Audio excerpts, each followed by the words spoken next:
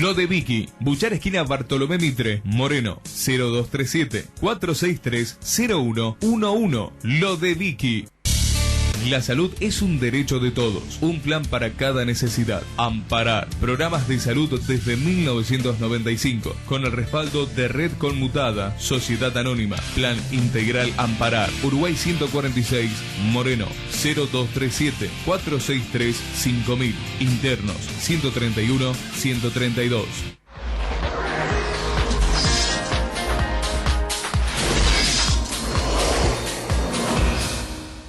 Señal Oeste y Oeste Producciones presentan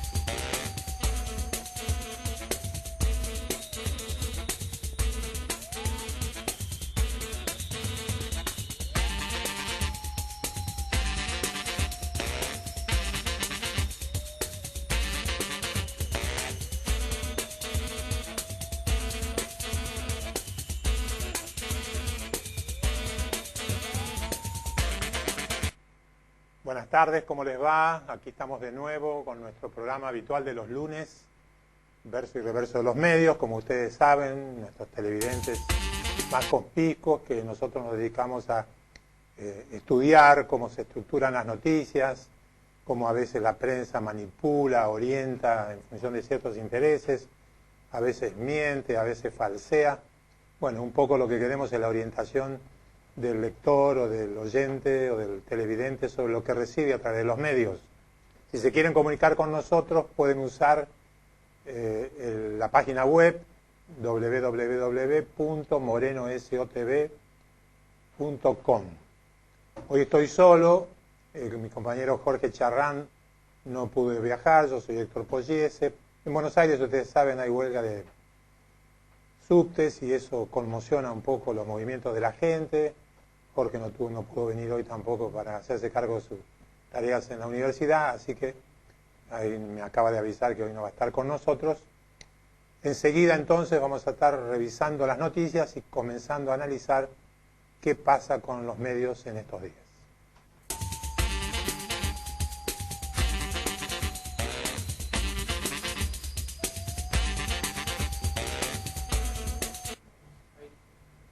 Bueno, una de las operaciones más habituales de la prensa estos días es trabajar los datos que indican la situación de la economía. Sabemos que este primer semestre la economía en varios de sus indicadores, por ejemplo, la venta de propiedades o la fabricación de automóviles, la construcción, los indicadores han mostrado una caída. Todo eso es relativo, por supuesto, y está referido a la situación económica internacional, a las demandas de productos, etc.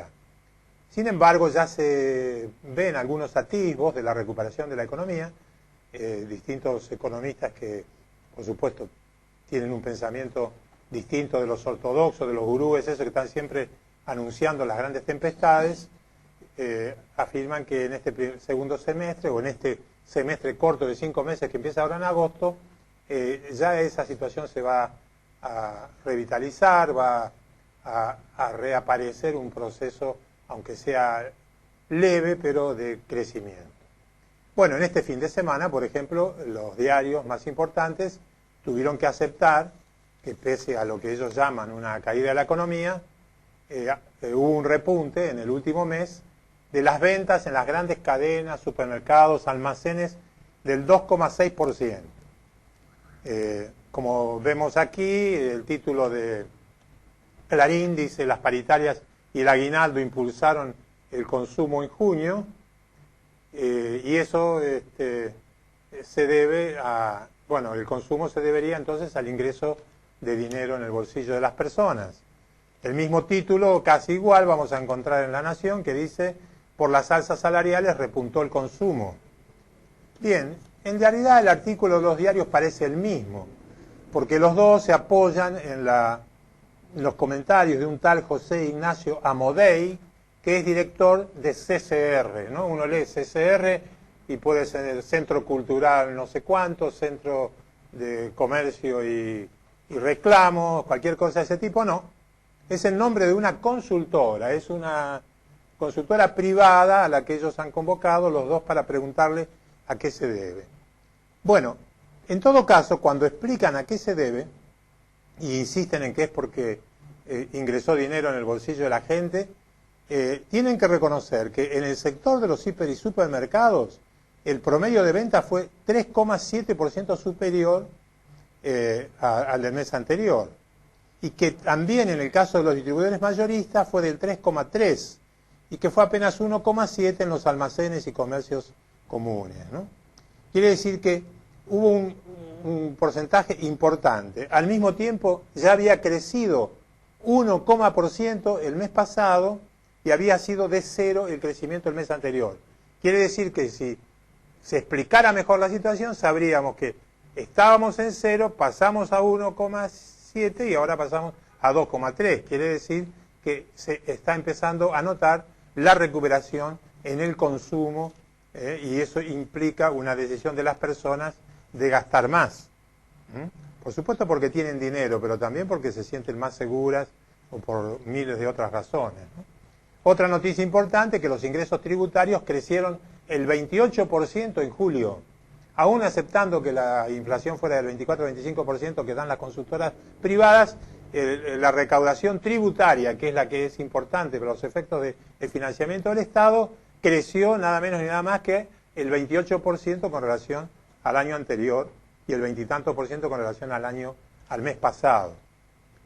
Bien, está el tema de la compra de dólares. En Clarín del jueves hay un título que dice: el cepo cambiario se cierra cada vez más, traban la compra de dólares a quienes ya viajaron este año. En principio, si ya se viajó, parece razonable que tengan algún tipo de restricción, sobre todo porque se sabe que hay 3.500 personas que compraron dólares para viajar y después no viajaron y ahora están intimadas a tener que devolver el dinero. Pero el artículo dice una cosa más o menos contradictoria. En una parte del artículo afirma que las entidades financieras confirman que los rechazos fueron casi totales en el caso de aquellos que en el último mes ya habían adquirido divisas para otro viaje. O sea, el que compró el mes pasado se le rechaza. Y más adelante dice: encabezan la prohibición aquellos que buscaban comprar divisas para viajar por segunda vez en el año. Ahí hay una contradicción. ¿Es lo que compraron el mes pasado o es lo que compraron a lo largo del año? El diario no lo aclara. Sin embargo, quienes reclaman son algunos viajeros que dicen que ellos necesitan hacer viajes de negocios y que les cuesta conseguir los dólares. Bien, en la misma página hay un artículo que, orientado a demostrar que por el control de las importaciones algunas empresas se están cerrando, se van del país. El título dice: otra marca de lujo que se va, cierra sus 3 locales, Polo Ralph Lauren. La empresa dice que la medida es temporaria, y en el artículo entonces dicen que la empresa Ralph Lauren no deja el país, según ellos informan, sino que decidió cerrar temporariamente sus locales. Aún así el artículo insiste que habría influido en eso el problema de la importación, pero al final informan que conocedores del sector, que no dice quiénes son, afirman que no se le puede echar la culpa al cierre de la importación y apuntan a la gestión de la marca, que estaba en manos de una ejecutiva norteamericana, que es Polo, la empresa Polo, que había llegado al país en los años 2002 para tomar el control de esta etiqueta que antes la tenía el Excel Group. No sé si ustedes se acuerdan, el Excel Group era un pool que compró muchas empresas en el periodo menemista, en la década pasada, y que empezó a vender sus empresas. Había comprado Terrabus y un montón de empresas argentinas, entre ellas también esta marca. Como ustedes ven, el artículo que induce a pensar que es por el control de las exportaciones, simplemente está dando la noticia de un proceso empresarial y de una crisis de la empresa que lo lleva a provisoriamente cerrar las empresas. Pero los diarios tratan de hacer bulla con la idea esta del riesgo de las importaciones. Bueno, siguiendo con estas cosas que dicen los diarios, que son un poco engañosas, vemos aquí una noticia que es del jueves 2 de agosto. Aquí la está tomando la cámara. Versiones sobre una suba de las retenciones hicieron caer la soja. Entonces a mí me interesó ver esa noticia, porque no tenía ninguna noticia de que hubiera un crecimiento en las retenciones y que el precio de la soja hubiera caído por eso. Quería comentarles nada más que el arranque del artículo, porque después ya ni vale la pena seguir leyendo. Dice Matías Longoni de Clarín: a poco del 4º aniversario de aquel voto no positivo, se refiere al voto del ex vicepresidente Cobos, el sector agropecuario volvió a estremecerse ayer con una probable suba de las retenciones. Esto está en negrita. Probable suba de las retenciones. A partir de la media tarde fue muy fuerte el rumor de que el gobierno habría tomado la decisión de elevar el 5% de tributo que pagan los embarques de soja y sus derivados, incluido el biodiesel. Fíjense, en la tarde había circulado muy fuerte el rumor. Sobre esa base se avisa de que va a haber una suba de las retenciones. Y después dice, y nadie salió a desmentir la medida. Cuando se habla de una medida, se habla de algo que se tomó, una medida que se tomó. Nadie tiene por qué desmentir ninguna medida que se tomó. Ni tampoco pueden estar los gobiernos todo el día saliendo a desmentir los rumores que se inventan en cualquier lugar para crear un clima desfavorable a la economía. Quiere decir, esta nota salió, no volvieron a hablar del asunto estos días, pero como siempre pasa, dejan el asunto colocado ahí y entonces se supone que va a haber de nuevo un tumulto gigantesco como hubo cuando fue la 125 y que era el momento para recordar aquella situación, imaginarse que vamos a estar de nuevo en una situación semejante. Bien, tengo muchas más noticias de ese volumen, de ese tipo. No puedo darlas todas, como ustedes ven, la mesa está llena, pero quiero volver sobre un asunto que está ocupando todo el tiempo las páginas de los diarios, de la televisión y de la radio. Ya nos referimos a eso la semana pasada, cuando leímos el título de Clarín que decía: sacan presos de la cárcel para llevarlos a actos kirchneristas, ¿no? Sacan presos para llevarlos a actos kirchneristas. Ese es el concepto que ya lo hablamos la semana pasada, que es una cosa absolutamente burda, porque ni los presos son sacados porque son llevados detenidos a los lugares donde van, ni van a actos kirchneristas. Eso ya lo hablamos el otro día.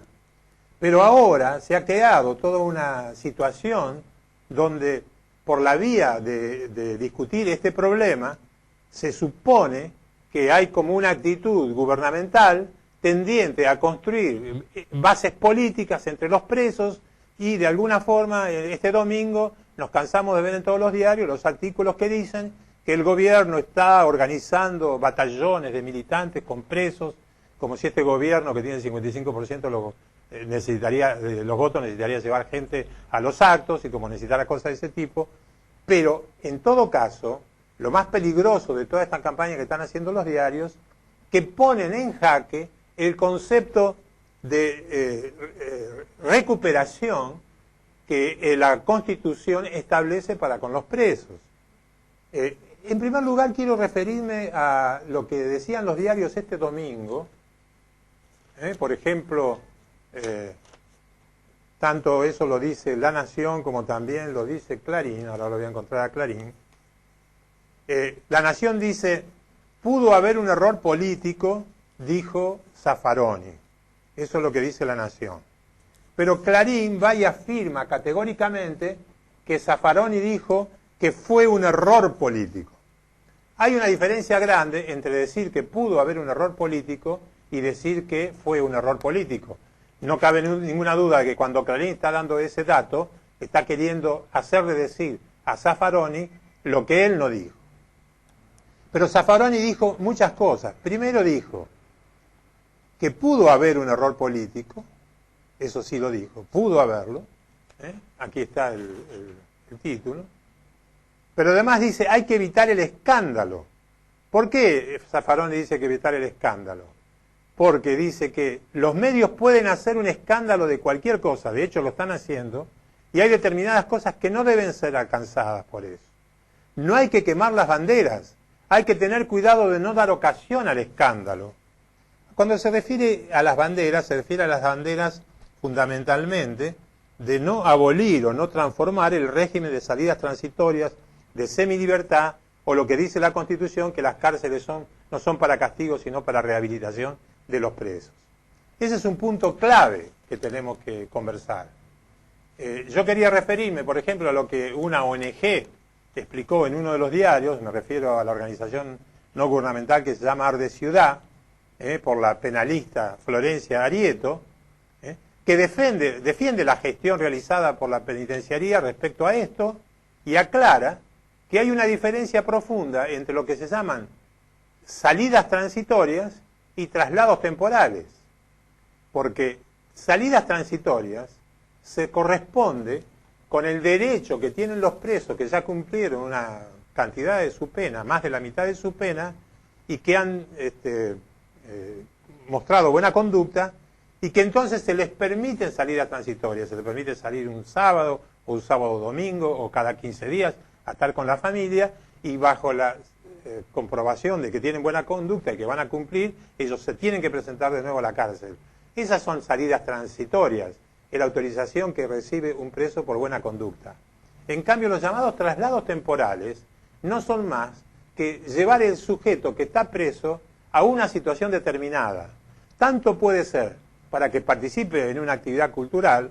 Voy a dar un ejemplo cualquiera. El tipo pinta, el preso pinta, y los cuadros de él van a ser exhibidos en una galería, en una exposición cualquiera.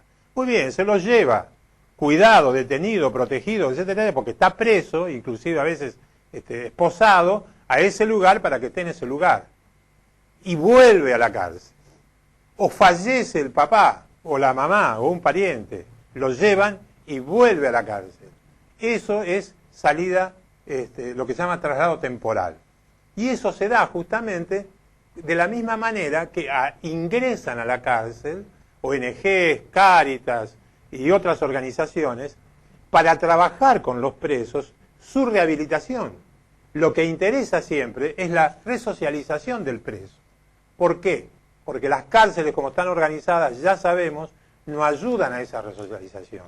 Entonces, si no entra a la Universidad de Buenos Aires a darle clase a los presos, si no entran organizaciones a hacer actividades culturales con ellos, o si no los llevan a ellos a algunas actividades culturales, lo único que tienen es ese mal vivir de la cárcel que seguramente no los va a ayudar a la resocialización.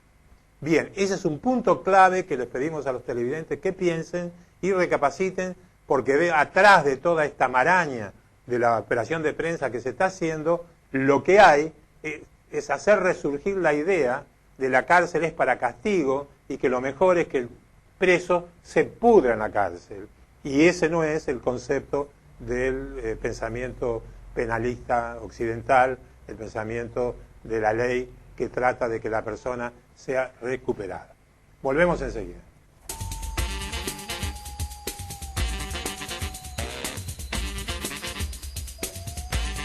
¿Estamos de nuevo?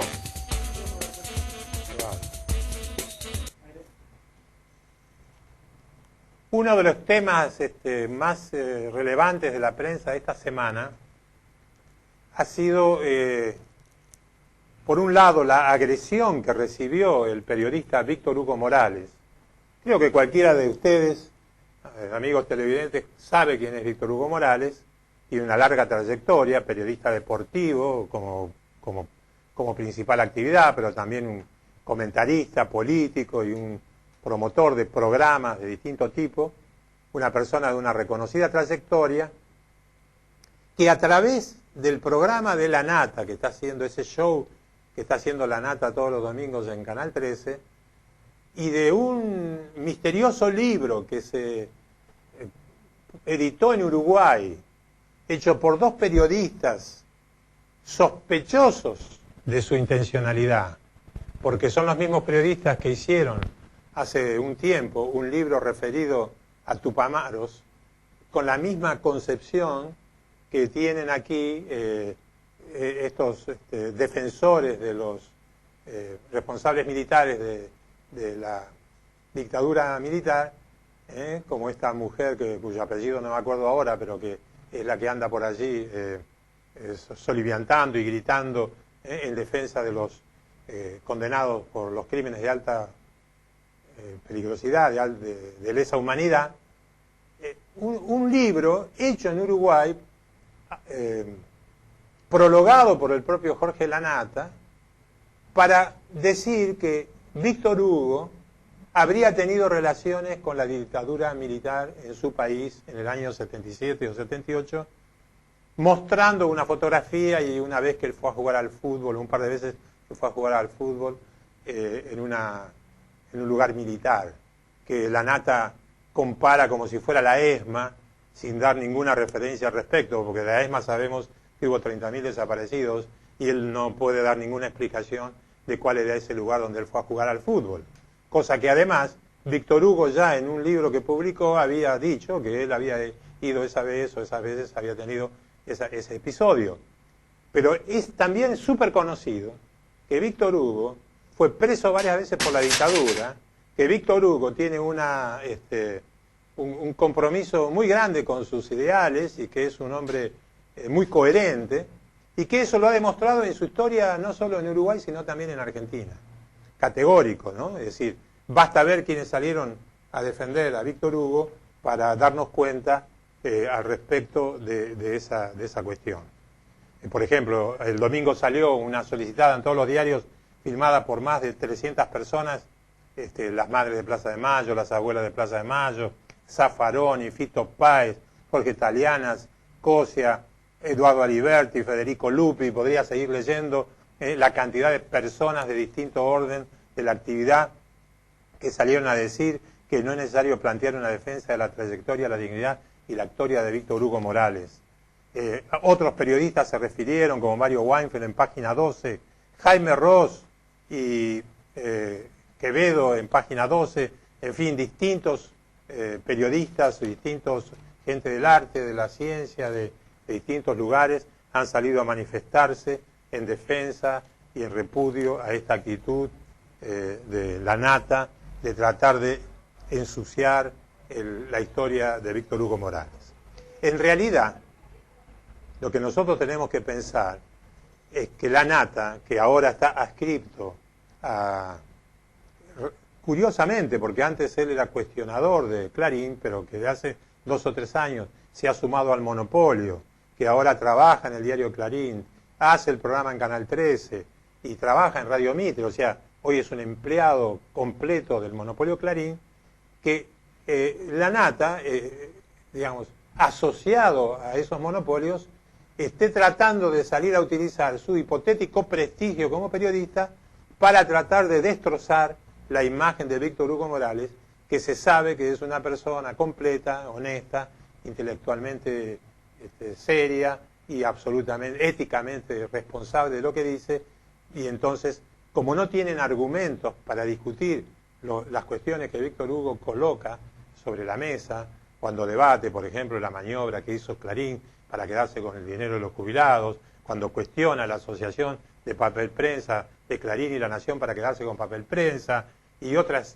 situaciones en las que él es absolutamente claro en su posicionamiento, como fue también oponerse a que fuera el monopolio dueño de retirarle a la gente el derecho a ver los goles en el fútbol, como sucedió hasta hace 3 o 4 años, hasta que se instaló el fútbol para todos. En fin, como se sabe que él es un luchador concreto contra esas actitudes mafiosas del monopolio Clarín, hayan salido con Lanata a la cabeza para tratar de destrozar esa capacidad o esa influencia que Víctor Hugo tiene.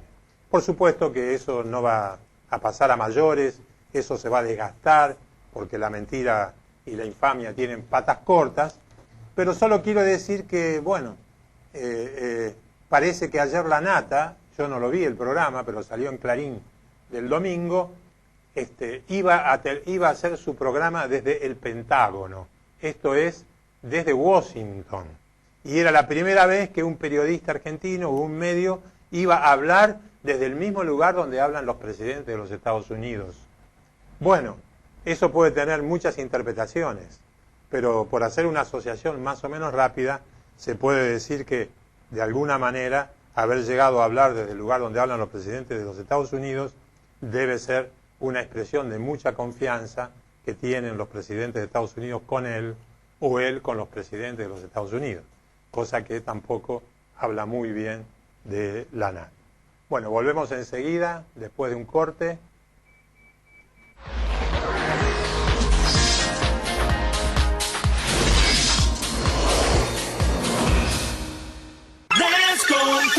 En CCP lo mejor sos vos. Por eso los fines de semana te ofrecemos los mejores shows. Barras con personal altamente capacitado. La música de todos los tiempos. En seguridad contamos con personal preparado por Seguridad San Damián. Sala de primeros auxilios. Baños para discapacitados. Red fija contra incendio con personal especializado. Además, contamos con 9 salidas de emergencia para una mejor evacuación. CCP, la disco latina. En todo Buenos Aires, tu mejor opción.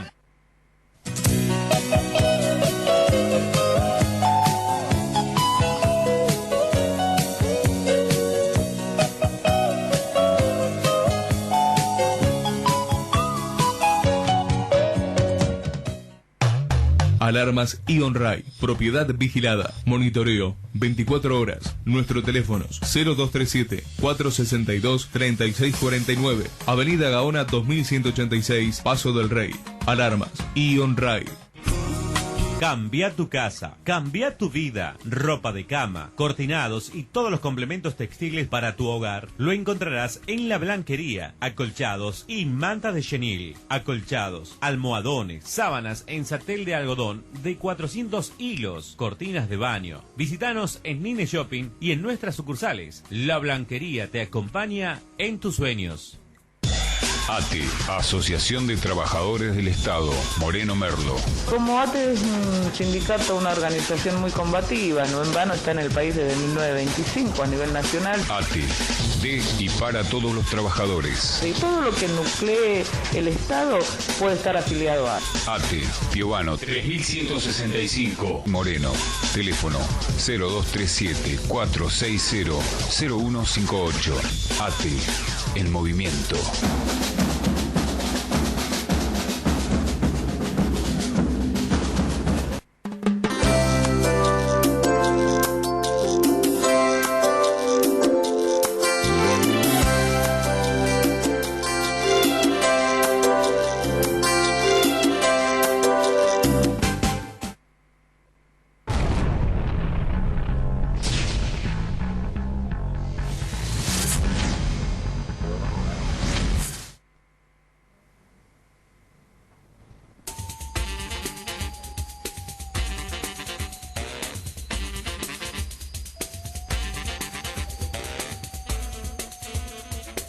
Bueno, estamos en la trama de las noticias. Quiero mostrar algunas imágenes, a ver si la cámara aquí lo toma. Esta es un dibujo, una página sacada de la revista de ayer de La Nación. Si ustedes ven las caras en el crucigrama, Magdalena Ruiz Guiñazú, Jorge Lanata y Morales Solá, ¿no? Fíjense cómo el diario La Nación induce a los lectores sobre los personajes que le interesa resaltar. Elige los 3 periodistas que representan más o menos el pensamiento clave de ese diario o de los grandes medios para que la gente lo trabaje en su crucigrama, ¿no? Una manera de hacer publicidad de sus personas. Hay otra cosa que está dando vuelta también, que es esa ética baja, esa falta de respeto que la prensa está mostrando con la investidura presidencial. Me llevaría horas enumerar acá todas las cosas que se dicen al respecto. Pero en eso de faltar el respeto a la investidura presidencial o a personas con importancia política, histórica en el país, acá tengo un ejemplo para darles, que es el chiste de Nick, también de La Nación, ¿no? Que esto fue desde la semana pasada cuando se anunció que Evita iba a estar en el billete de 100 pesos. Entonces dice, la gran pregunta es, ¿el nuevo billete de 100 pesos evita la inflación? Es decir, utilizan el nombre de Eva Perón para hacer el juego de palabras respecto a lo que le interesa pasar como aviso al diario, ¿no? Y después abajo, ¿cuánto sale el billete de 1000 pesos con la cara de Charlotte Canilla? Ven ustedes cómo la concepción es una concepción de degradación, ¿no? Primero, burlarse con el nombre Evita, de lo que se ha querido hacer con el billete. Y después hacer una asociación burda con una cuestión del espectáculo, con algo que es noticia de todos los días, con una candidata a vedette, como es el caso de Charlotte Canilla, que es la hija de aquel gran jugador de la selección argentina, que está ocupando mucho espacio en la televisión. Aquí quiero mostrarles, seguramente ustedes lo han visto en los diarios, pero si no lo han visto, una publicidad del gobierno, Presidencia de la Nación. Dice: acompaña a tus hijos en la escuela, lean en los ratos libres, inventen historias, charlen, hagan la tarea juntos. Es importante que mires sus cuadernos y que pases periódicamente por la escuela, etcétera. O sea, una propaganda muy agradable, llena de color, con dibujos infantiles, destinada a promover, a promocionar entre los padres que ayuden a sus hijos. Esa es la publicidad oficial. Ahora, cuando vemos la publicidad que hace ADEPA, que es la Asociación de Diarios Independientes del país, que está inundando todos los diarios con eso, hacen la publicidad en torno a la prensa independiente, tratando de explicar que ellos, que son propietarios de los medios, representan a la prensa independiente, diciendo que dependemos de tu confianza, llegamos con nuestros diarios, gracias por seguir leyendo los medios independientes. Es decir, la publicidad que hacen estos diarios es una publicidad referidos a sí mismos, tratando de vender la idea de su calidad, de su pulcritud. Yo quería poner acá como contraste la idea de una publicidad imaginada en el desarrollo social, en la participación de los padres, en el crecimiento de la capacidad educativa y del aprendizaje de los chicos, en la unidad, en los hogares respecto a ese aprendizaje, que es fundamental, con una publicidad que hacen los propietarios de las empresas de medios para elogiarse a sí mismos.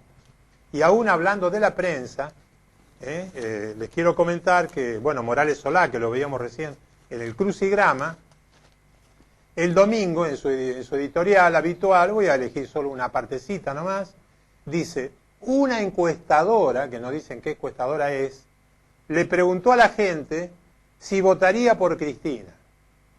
Un 26% contestó que la votaría, pero un 55% respondió que no lo haría nunca. Entonces, si uno lee aquí, él no nombra quién es esa encuesta, quién hizo esa encuesta, él la tiene sobre la mesa, no se sabe, pero él dice que 22% votarían a Cristina, pero 55% dirían que no. Pero ese mismo domingo, en otro diario, se publica en página 12 la encuesta realizada por la encuestadora Ipsos Mora y Araujo. Ipsos es una empresa internacional asociada a Mora y Araujo, que es una encuestadora nacional, insospechada de ser kirchnerista, no todo lo contrario, porque pertenece a las encuestadoras que critican al gobierno. Ahora bien, ¿qué dice esa encuesta? Que no es la que nombra acá Morales Solá. Dice lo siguiente: una encuesta hecha no por teléfono, sino casa por casa, unos 3.000 hogares de todo el país. Esto no es secundario. Que los encuestadores vayan casa por casa quiere decir que pueden llegar a pasar por todas las casas, inclusive la de aquella población que no tiene teléfono fijo. Ya sabemos que hay un grupo grande de la población que vive en lugares humildes que no tiene teléfono fijo. Por lo tanto, nunca son alcanzadas por las encuestas, salvo que alguien vaya, golpee en la puerta de su casa y le pregunte y entonces le conteste. Entonces, casi 3.000 personas, 2.900 y tantas de todo el país, le preguntaron grado de acuerdo con la intervención estatal en la economía.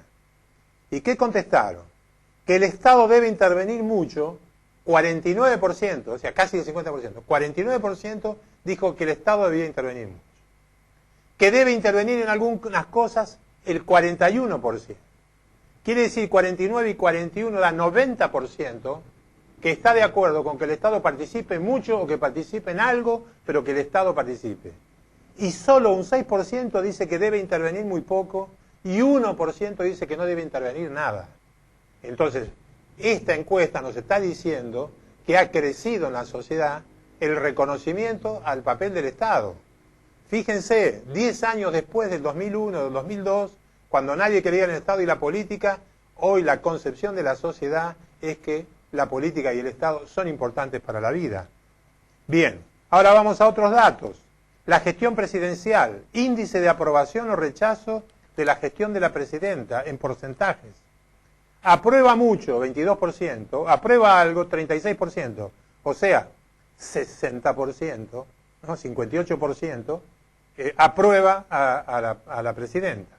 Se inclina a aprobar otro 2% y desaprueba algo el 15% y desaprueba mucho el 21%. Digamos que desaprobación 40%, 60% de aprobación. Si vamos a la imagen de la clase política, la percepción de imagen más positiva de todos los dirigentes políticos nacionales es la de Cristina Kirchner, que tiene el 61%. Luego lo siguen Scioli con el 54%, Wiener con el 39%, bueno, y así hasta Carrió, que tiene el 12%. Bien, y ahora le preguntan, si hoy hubiera elecciones, y hay 3 escenarios, ¿qué contesta la gente? Cristina Kirchner, 45% la votarían, a Wiener 18%, a Macri 13%, a Alfonsín 11%, Altamira 2%. Es en el primer escenario. Segundo escenario, no está Cristina, está Scioli. 36 para Scioli, 20 para Kirchner, 15 para Macri, 11 para Alfonsín. Escenario 3, 43 para Cristina, 16 para Wiener, 12 para Macri, 10 para Scioli, que sería un escenario en el cual Cristina y Scioli fueran competidores. Aún ahí, en ese caso, ella mantiene el 45%, casi el 45% de gente que la votaría. Entonces quiere decir que en una encuesta, cuya encuestadora dice cómo hizo el trámite, a quién le preguntó, qué es lo que le preguntó, etcétera, está dando un dato que triplica en cuanto a imagen positiva y duplica en cuanto a voluntad de voto, tendencia al voto, estos datos que da aquí Morales Solá, que es el escritor predilecto de La Nación y de la aristocracia argentina. Bueno, volvemos para hacer el último tramo en unos minutos.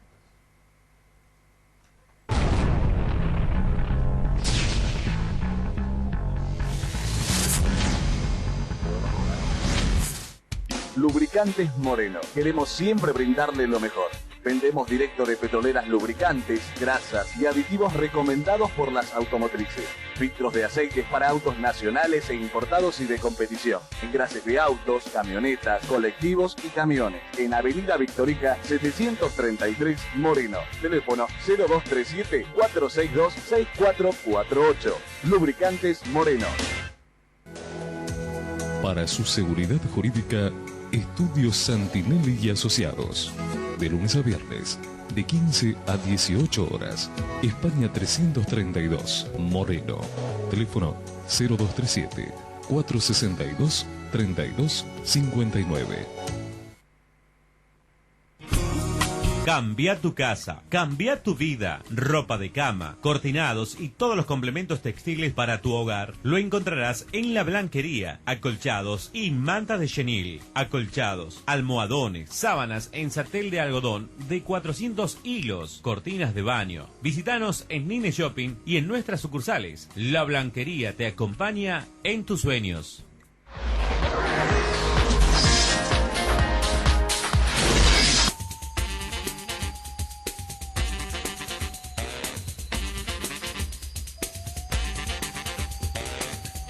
Bueno, estamos ahora acá en el último tramo de nuestro programa, tratando de conversar con ustedes algunos aspectos de coyuntura política que nos parecen más o menos importantes y que queremos reflexionar, ¿no?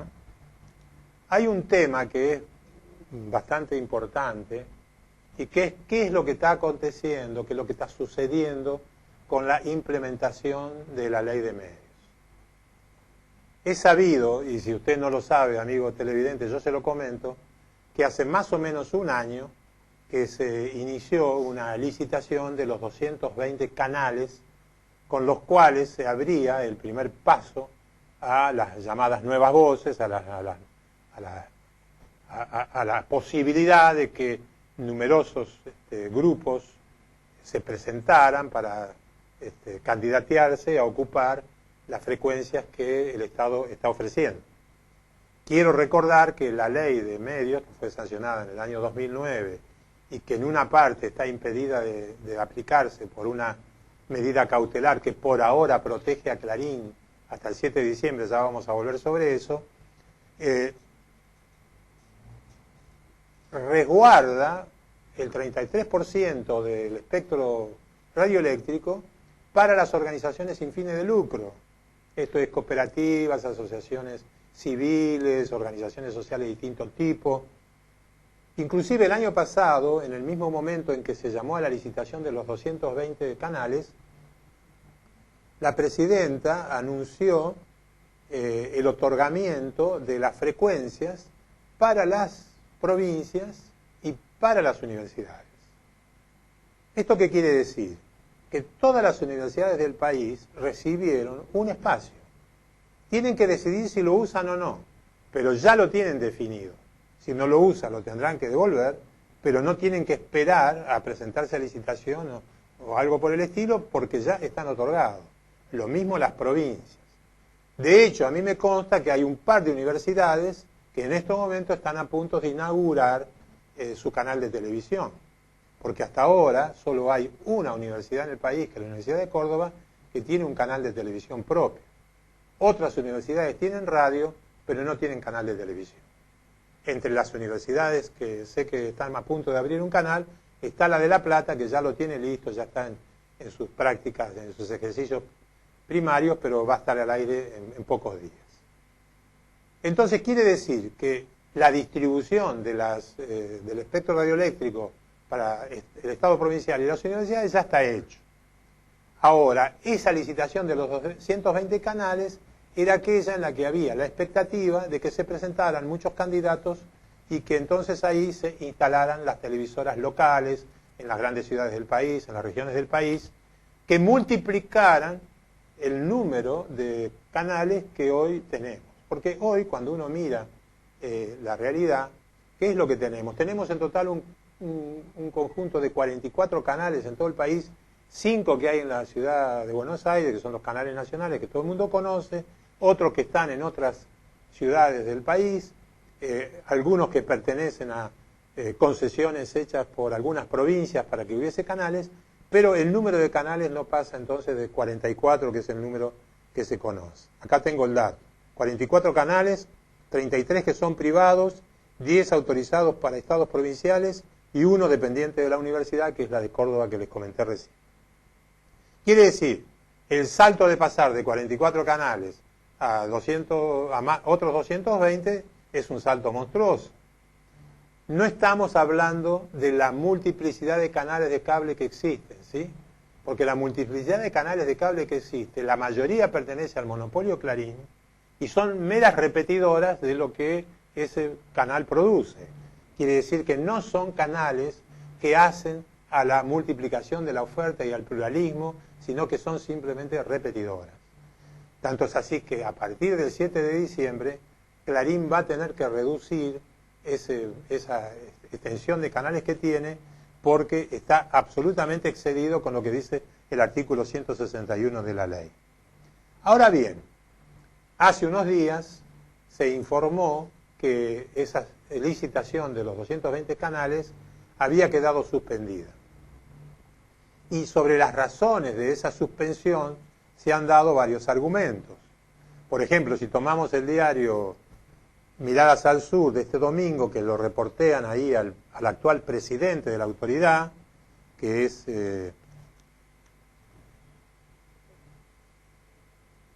Santiago Aragón. ¿Qué contesta Santiago Aragón cuando le preguntan sobre esas 220 licencias, ¿no?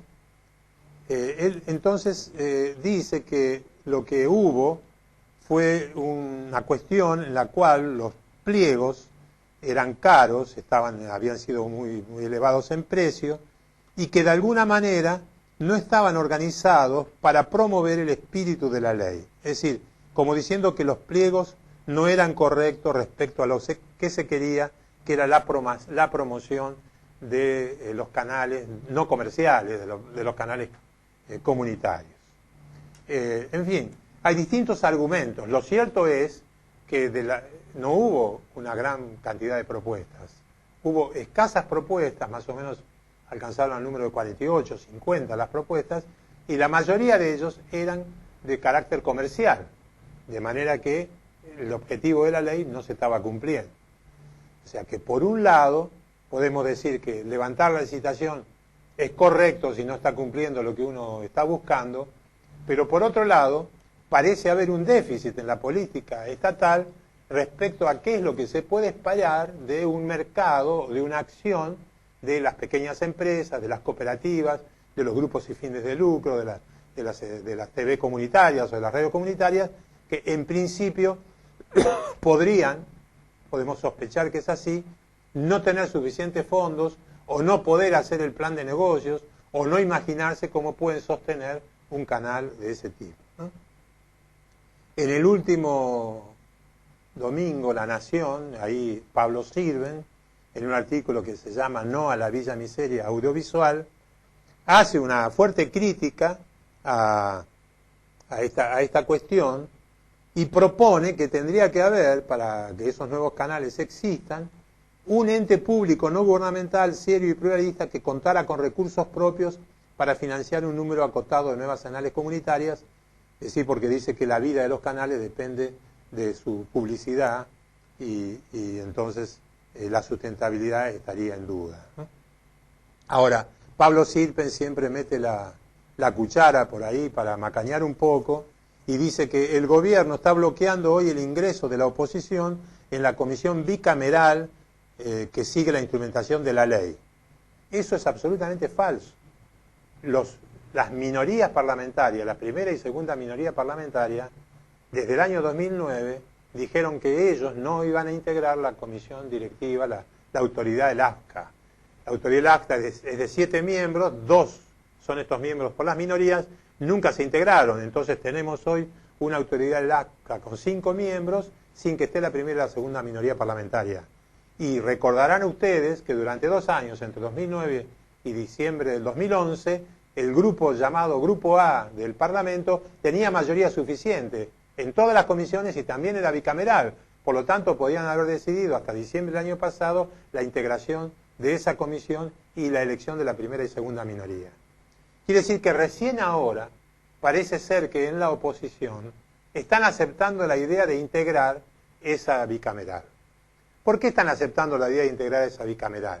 Y bueno, porque están observando, en mi opinión, que las resoluciones de la justicia le van achicando el camino al monopolio Clarín para seguir protegido por esa medida cautelar, y se aproxima el día 7 de diciembre, a partir del cual el monopolio tiene que reducir enormemente su capacidad. Pero bien, volviendo a la idea que les decía recién, no cabe ninguna duda de que hay un problema con esta política pública y que es necesario que el gobierno, que la autoridad, que el Consejo Federal, que los responsables de la implementación de la ley de medios afinen mucho su propuesta y que no solo los pliegos, sino la concepción con la que hacen ahora la convocatoria a la nueva licitación de los 220 canales sea cuidadoso en el sentido de encontrar mecanismos donde esa novedad de abrir el espectro radio televisivo, radioeléctrico a múltiples voces y a múltiples alternativas se viabilice, sea posible, porque si no muchos de los esfuerzos que están haciendo pueden perjudicarse, ¿sí? Bueno, otra cosa que informa también el presidente de AFCA, Santiago Aragón, respecto a esa cuestión que está viendo con Canal 10 y todo el paquete de los medios que maneja Haddad, que en tesis había sido vendido a un grupo empresario que conduce Cristóbal López. Lo que informa Aragón es que a él no le consta que se hubiera hecho ninguna venta de ningún tipo, porque cualquier venta de esa naturaleza tiene que ser informada al AFCA y el AFCA tiene que participar en esa cuestión y que ellos no tienen ninguna noticia al respecto. Quiere decir que en principio lo que él está diciendo que eso es una información de orden privado, comercial, pero que no tiene ninguna prefiguración formal y que no ha pasado por el sistema que determina la ley.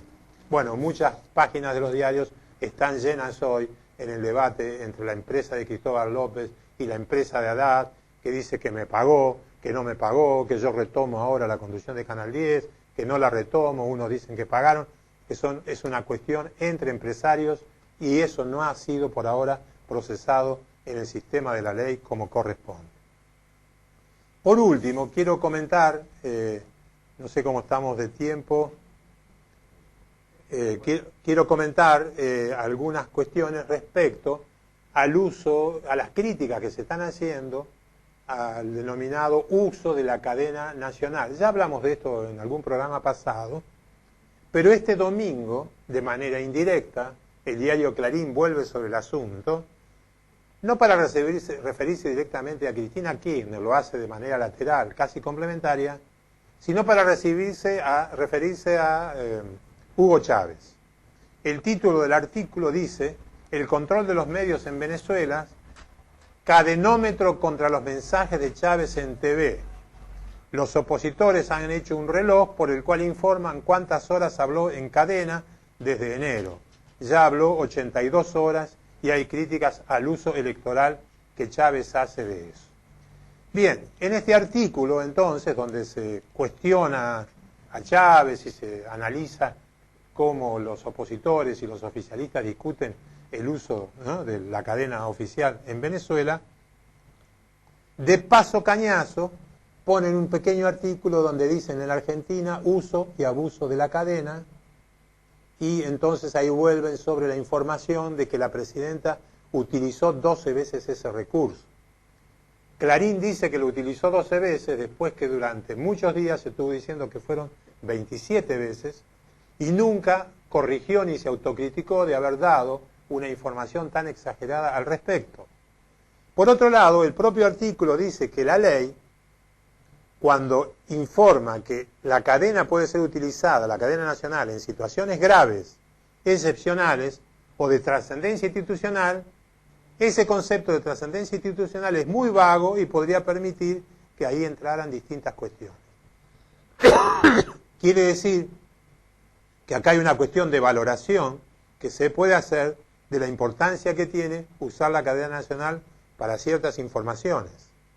De todas maneras, reconocen que desde el oficialismo se justifica la utilización de la cadena nacional, argumentando que es una manera útil para que el ciudadano pueda acceder directamente a la palabra del mandatario.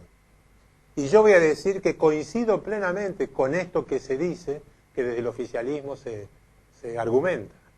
Porque no cabe ninguna duda que en un lugar donde hay una coraza de medios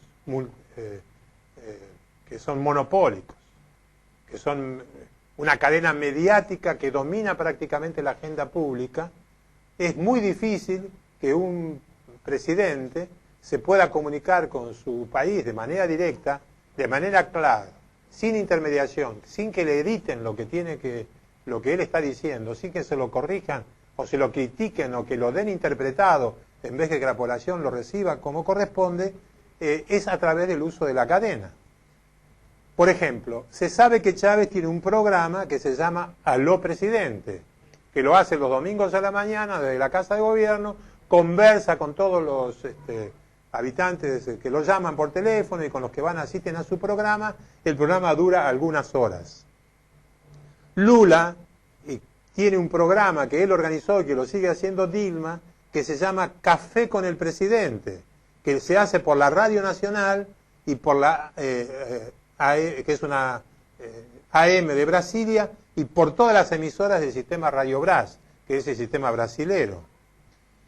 José Mujica, que es presidente de Uruguay, habla de manera constante por la radio M24, que es una radio privada, pero en la cual él habla todo el tiempo que quiere, todos los días, cuando quiere. Correa tiene un sistema que se llama Los Enlaces Ciudadanos, que él aparece en la televisión en cualquier momento para dar noticias o para informar y hasta para desmentir lo que la prensa dice en el horario que salen los grandes noticieros. No tendríamos que sorprendernos entonces que Cristina Kirchner prefiera utilizar a veces la cadena nacional para grandes anuncios que son de importancia, porque supone que van a llegar tergiversados, que van a llegar transformados, que va a haber obstáculos para que la población los conozca de manera directa y que ella prefiera entonces hacer conocer la acción pública de gobierno en forma sin intermediación. Ese es un punto que es clave y que me parece que hay que reconocerlo.